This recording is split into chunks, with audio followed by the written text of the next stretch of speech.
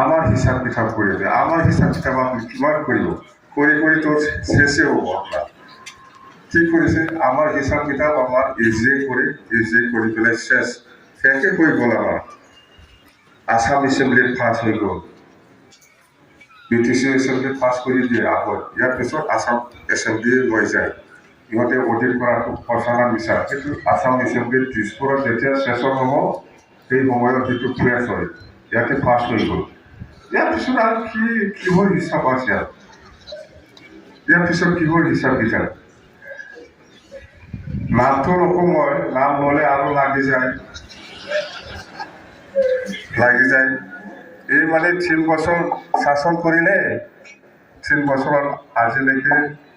অডিটে কৰিব পৰা নাই তাৰমানে হিচাপ কিতাপ মেলা নাই নিজকে খুব ক্লিন বুলি ভাবি থাকে কিন্তু সি আজিলৈকে হিচাপ কিতাপ দিব পৰা নাই ধৰা খাব পিছত এইটো ধৰা খাব তোৰ কোম্পানীৰে হিচাপ কৰাটো হিচাপ কৰি পেলাই খবৰৰ নামটো ল'ব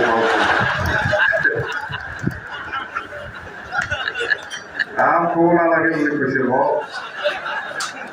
দে খবৰ ঠিক আছে